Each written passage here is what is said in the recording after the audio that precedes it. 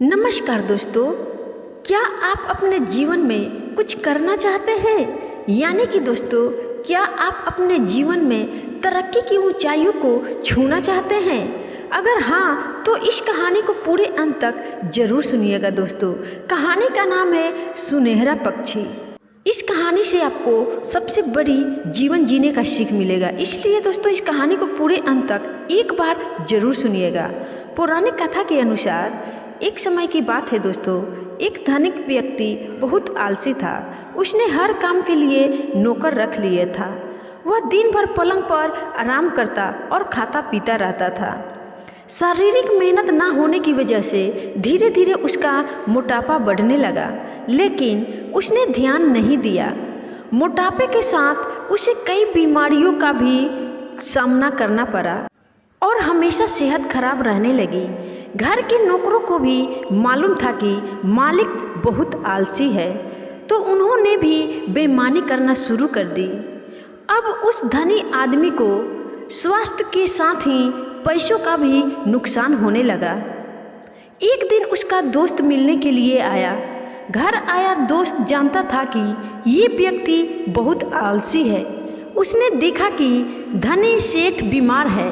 सेठ ने मित्र से इन परेशानियों को दूर करने का उपाय पूछा। मित्र समझदार था। उसने कहा कि उपाय तो है, लेकिन तुम कर नहीं पाओगे।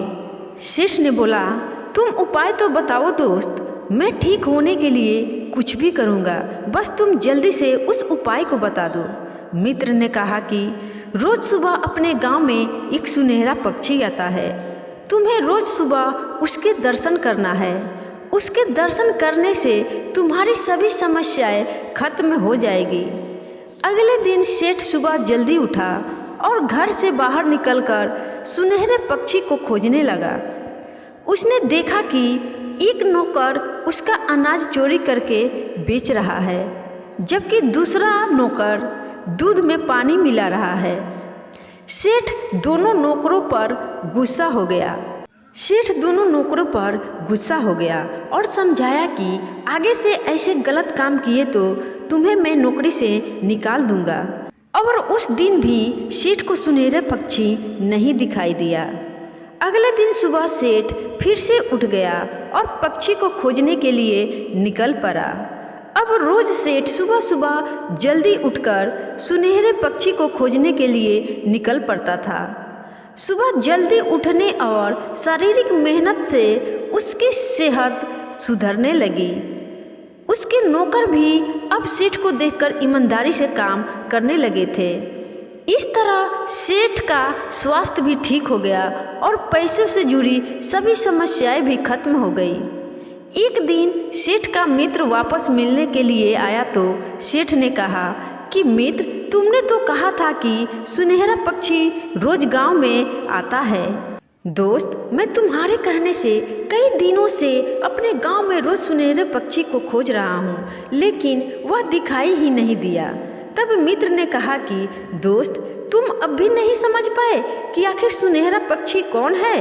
तब सेठ ने कहा, नहीं मित्र, मैं नहीं जानता कि आखिर सुनहरा पक्षी कौन है।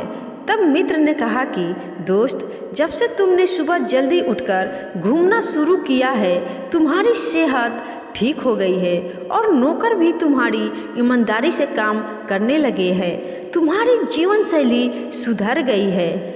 दोस्त, यही तो है वह सुनहरा पक्षी जिसने तुम्हारा जीवन बदल दिया है। तो दोस्तों, ये थी सुनहरे पक्षी की कहानी। अगर आपको अच्छी लगी हो तो इस कहानी को लाइक करके अपने दोस्तों में ज़रूर शेयर करना। इससे आप अपने दोस्त का भला ही करेंगे। तो फिर मिलूंगी दोस्तों किसी और कहानी के साथ। तब तक के लिए आप सभी को बाय बाय, धन्यवाद।